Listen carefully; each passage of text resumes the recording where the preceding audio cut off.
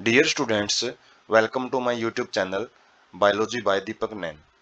आज हम 10th class की साइंस की जो एनसीईआरटी बुक है उसका 7th chapter control and coordination का सेकंड पार्ट है वो डिस्कस करेंगे। फर्स्ट पार्ट में हमने मेनली जो ह्यूमन ब्रेन है और जो उसके पार्ट्स हैं और खासकर जो न्यूरल सिस्टम है, सेंट्रल न्यूरल सिस्टम और पेरिफेरल न्यूरल सिस्टम, वो डिस्कस किया था। जबकि जो सेकंड पार्ट है इसके अंदर हम control and coordination in plants और जो ह्यूमन एंडोक्राइन सिस्टम है वो डिस्कस करेंगे। तो स्टार्ट करते हैं। Control and coordination in plants. Unlike animals, plant do not have a nervous system. जैसा इंसानों में या फिर दूसरे जानवरों में एक स्पेशल नर्वस सिस्टम पाया जाता है, प्लांट्स के पास ऐसा कोई सिस्टम प्रेजेंट नहीं होता। Plants use chemical means for control and coordination.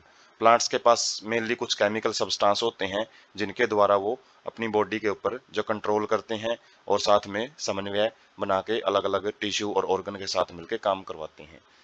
Many plants hormones are responsible for various kinds of movements in plants. अलग अलग प्रकार के कुछ हार्मोन्स होते हैं, केमिकल मैसेंजर जिनको बोला जाता है, वो प्रेजेंट होते हैं जो कि पौधों में अलग अलग प्रकार की जो मूवमेंट्स हैं वो करवाते हैं। Movements in plants can be divided into two main types. जो भी गतिविधियां होती हैं पौधों में वो मेनली दो भागों में डिवाइड की गई हैं। पहला ट्रॉपिक मूवमेंट्स और उसके बाद है नेस्टिक मूवमेंट्स। सबसे पहले ट्रॉपिक मूवमेंट्स हैं वो देखते हैं क्या होती हैं। Movements in a particular direction in relation to stimulus. कोई भी एनवायरमेंटल चेंज के प्रति जब प्लांट किसी स्पेशल दिशा के अंदर गतिविधि करता है तो उसको ट्रॉपिक मूवमेंट बोलते हैं। ये किसकी वजह से होती है? Growth of A plant part in particular direction. किसी विशेष दिशा में प्लांट का कोई भाग है जब ग्रो करता है उसकी वजह से देखने को मिलती है। 4 टाइप्स की होती हैं ये। सबसे पहला है geotropic movements. Growth in a plant part in response to the gravity. जब ग्रेविटी के प्रति पौधे किसी भाग में जो ग्रोथ होती है तो वो जियोट्रोपिक मूवमेंट्स बोलते हैं। जियोट्रोपिक का मतलब टुवर्ड्स द अर्थ, और अर्थ की जो भी अर्थ की तरफ जो मूवमेंट होती है वो ग्रेविटी की वजह से ही होती है। Roots usually show positive geotropic movements. जड़ों में पॉजिटिव जियोट्रोपिक मूवमेंट पाए जाते हैं, मतलब वो ग्रेविटी की तरफ मूव करती हैं। That is they grow in direction of gravity, वही मतलब है इसका। जबकि जो स्टेम्स होते हैं वो नेगेटिव जियोट्रोपिक मूवमेंट शो करते हैं, मतलब वो अवे फ्रॉम द ग्रेविटी काम करते हैं, अपवर्ड डायरेक्शन में वो ग्रोथ करते हैं। फोटोट्रोपिक मूवमेंट्स क्या होती हैं? लाइट की तरफ जो मूवमेंट्स होती हैं। Plant part in response to the light. जो भी ग्रोथ होती है लाइट के प्रति पौधे किसी भाग में उसको फोटोट्रोपिक मूवमेंट्स बोलते हैं। और जो स्टेम्स होते हैं वो पॉजिटिव फोटोट्रोपिक मूवमेंट्स शो करते हैं, जबकि जो रूट्स हैं वो नेगेटिव फोटोट्रोपिक मूवमेंट्स, मतलब वो अवे फ्रॉम द लाइट्स हैं वो मूव करती हैं। हाइड्रोट्रोपिक मूवमेंट्स क्या होती हैं? When roots grow in soil. जब जड़ें मिट्टी के अंदर ग्रो करती हैं तो they usually grow towards the nearest source of water. तो क्योंकि उनको वाटर की तलाश होती है सोइल के अंदर, तो वो वाटर का जो कोई भी सोर्स है, स्रोत है, उसकी तरफ ही वो मूव करती हुई जाती हैं। फोर्थ है thigmotropism movements. The growth in plant part in response to touch. जब भी स्पर्श के प्रति पौधे का कोई भाग ग्रो करता है तो उसको थिग्मोट्रोपिक मूवमेंट्स या थिग्मोट्रोपिज्म बोलते हैं। Such movements are seen in the tendril of climber. Climber क्या होती हैं? बेलों को बोला जाता है। जो बेल किसी भी स्पोर्ट के अराउंड जब ऊपर की तरफ चढ़ती हैं तो उनके अंदर कुछ स्पेशल ऑर्गन होते हैं जो टेंड्रिल कहलाते हैं। Tendril grow in a way so as it can coil around a support. तो ये क्या होती हैं? स्प्रिंग जैसी स्ट्रक्चर होती हैं जो किसी स्पोर्ट के सराउंडिंग में ग्रो कर जाती हैं। The differential rate of cell division in different part of tendril appear due to the action of auxin. पूछ लिया जाता है ये किस हार्मोन की वजह से जो टेंड्रिल है वो ग्रो करते हैं, उसमें ऑक्सिन है जो वो plant hormone important role play करता है। और उसके अंदर डिफरेंशियल रेट का मतलब अलग अलग जगह पे अलग अलग सेल डिवीजन है, सेल डिवाइड कर रही होती हैं, जिसकी वजह से ये मूवमेंट्स हैं वो ग्रो करता रहता है। और टेंड्रिल का जो टच वाला भाग होता है वो ग्रो नहीं करता है। जो बेसल भाग होता है टेंड्रिल का वो लगातार ग्रो करता रहता है, जबकि जो टिप वाला रीजन है वो आगे के आगे कोयल अप करता रहता है किसी भी स्पोर्ट के सराउंडिंग में। तो ये अलग अलग जो मूवमेंट्स हैं वो हम देख सकते हैं। ये थिग्मोट्रोपिज्म मूवमेंट्स हैं जो कि किसी टच से रिलेटेड, जैसे हम इसमें क्लाइंबर देख रहे हैं जो वो टेंड्रिल के प्रति टेंड्रिल पार्ट के अंदर जो मूवमेंट होती हैं उनको बोलते हैं हाइड्रोट्रोपिज्म। देख सकते हैं वाटर सोर्स यदि प्लांट को दिया जाता है तो उसकी जो रूट्स हैं वो वाटर की तरफ ही मूव करती हैं। फोटोट्रोपिज्म में हम देख सकते हैं जैसे विंडो से जब लाइट आती है किसी पोटेड प्लांट के पास तो उसकी जो ब्रांचेज हैं वो विंडो की तरफ ही मूव करना स्टार्ट कर देती हैं। और जियोट्रोपिज्म में जो रूट्स हैं वो हमेशा अर्थ की तरफ ही मूव करती हैं। जैसे इसके अंदर हम देख सकते हैं जो गमले को यदि हम एक तरीके से रखते हैं तो उसके अंदर जो जड़ें हैं वो अर्थ की तरफ अपना रास्ता है वो ढूंढती हुई जाती हैं।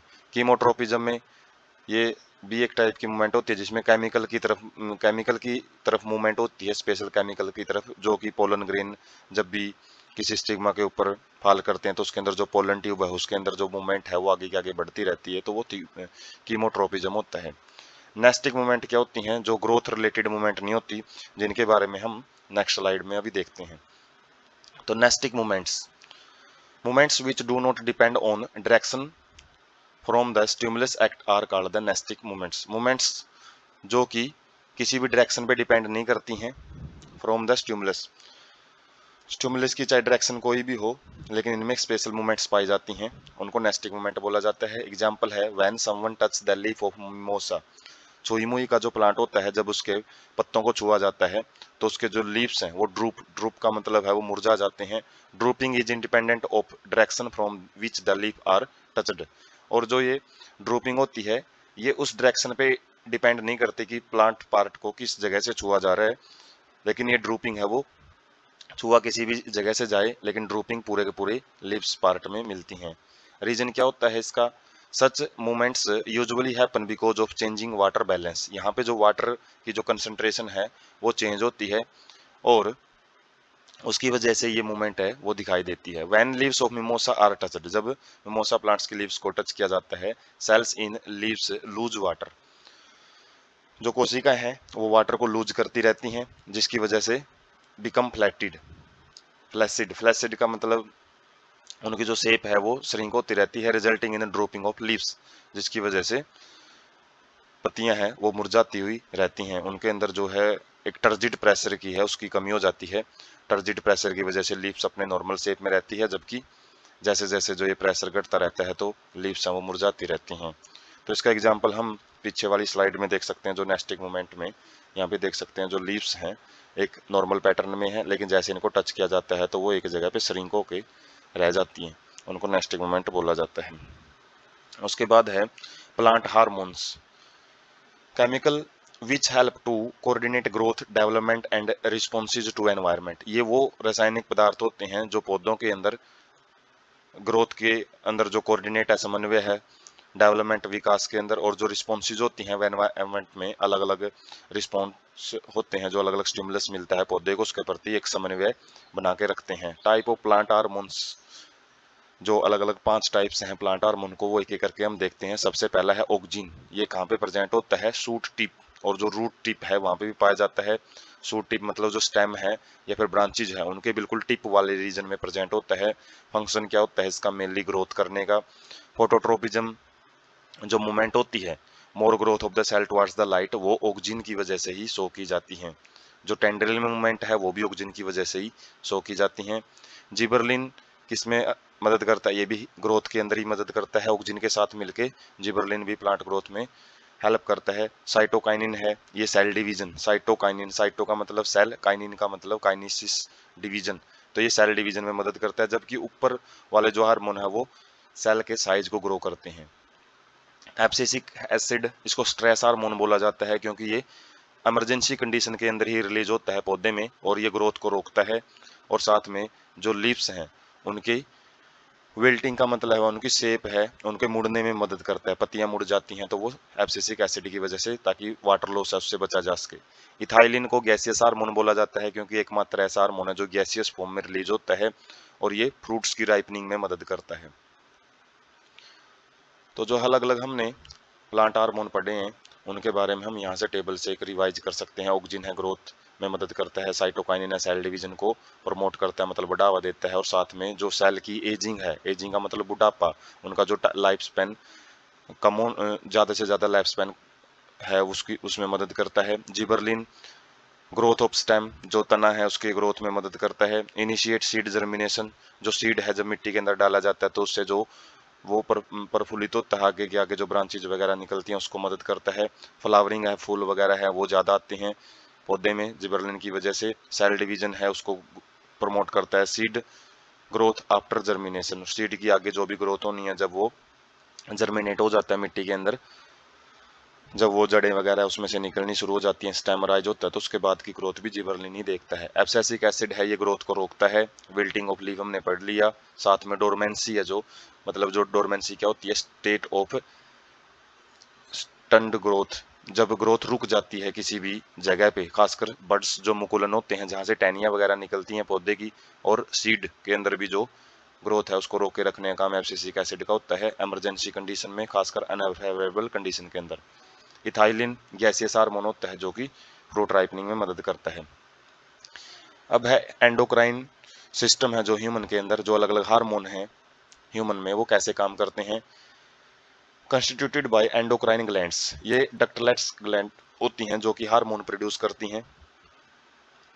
Producing diffused tissue cells located in different part of the body, और शरीर के अलग अलग भागों में अलग अलग ग्रंथियां वो पाई जाती हैं, जैसे पिट्यूटरी ग्लैंड जिसको मास्टर ग्लैंड बोलते हैं, penal gland, thyroid gland, adrenal gland, ये सारी अलग अलग ग्रंथियां हैं जो शरीर के अलग अलग भागों में डिफरेंट डिफरेंट हार्मोन्स है वो सिक्रीट करती हैं। लेकिन हमने सारी नहीं पढ़नी है, कुछ इंपॉर्टेंट ही हम जो ग्लैंड्स हैं वो देखेंगे जो कि 10th पॉइंट ऑफ व्यू से जरूरी हैं।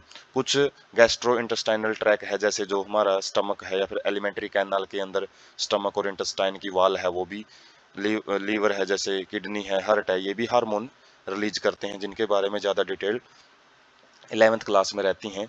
लेकिन हम मेन मेन जो ग्लैंड्स हैं वो पढ़ते हैं और इसके बारे में जनरल आइडिया देखते हैं। एंडोक्राइन ग्लैंड्स ऐसी ग्लैंड्स होती हैं, ऐसी ग्रंथियां होती हैं जो कि डक्ट जिनके पास प्रेजेंट नहीं होती हैं, इसलिए इनको डक्टलेस ग्लैंड भी बोलते हैं। इनकी सिक्रीशन को हार्मोन बोला जाता है। हार्मोन की क्लासिकल डेफिनेशन जो पहले टाइम यूज की जाती थी, क्या माना जाता था कि ये वो केमिकल सब्सटेंस होते हैं जो एंडोक्राइन ग्लैंड्स के द्वारा सिक्रीट किए जाते हैं और ये ब्लड के अंदर ही रिलीज किए जाते हैं और transported to distantly located reason.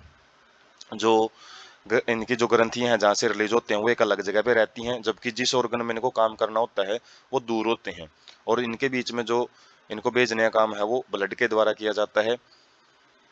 Hormones की जो साइंटिफिक डेफिनेशन है वो क्या कहती है कि ये नॉन न्यूट्रिएंट केमिकल होते हैं, इनके अंदर कोई भी किसी प्रकार का पोषक तत्व प्रेजेंट नहीं होता, और ये इंटरसेलुलर मैसेंजर मतलब दो सेलों के बीच भी काम कर सकते हैं। प्रोड्यूस्ड इन ट्रेस अमाउंट, ये बहुत ही कम मात्रा में प्रोड्यूस होते हैं। तो 10th पॉइंट ऑफ व्यू से हम क्लासिकल डेफिनेशन भी याद रख सकते हैं। साइंटिफिक डेफिनेशन हायर क्लासेज के लिए कंपलसरी हो जाती है। Invertebrates possess very simple endocrine system. Invertebrates बिल्कुल सिंपल ऑर्गेनिज्म होते हैं जिनकी स्ट्रक्चर भी काफ़ी सिंपल पाई जाती हैं और उनके अंदर कुछ ही हार्मोन्स हैं वो सिक्रीट होते हैं, जबकि वर्टिब्रेट्स के अंदर large number of chemical substance है वो एक्ट एज हार्मोन, वो हार्मोन का काम करते हैं, और साथ में जो कोऑर्डिनेशन है, समन्वय है बॉडी के अलग अलग ऑर्गन के बीच में तालमेल बैठाने का काम है वो काफ़ी सारे केमिकल सब्सटेंस वो मिलकर करते हैं। तो हम लोकेशन देख सकते हैं अलग अलग ग्लैंड्स की, जैसे पिट्यूटरी ग्लैंड है, ये मास्टर ग्लैंड क्यों बोलते हैं, क्योंकि ये सारी ग्रंथियों के काम को यही देखती है, किस ग्रंथि से कौन सा हार्मोन रिलीज करवाना है, वो इसी के हार्मोन ही देखते हैं। ये भी खुद हार्मोन रिलीज करती है लेकिन इसके हार्मोन अदर ग्लैंड्स के ऊपर काम करते हैं। पीनल ग्लैंड ये माइंड में प्रेजेंट होती है, हेड रीजन में।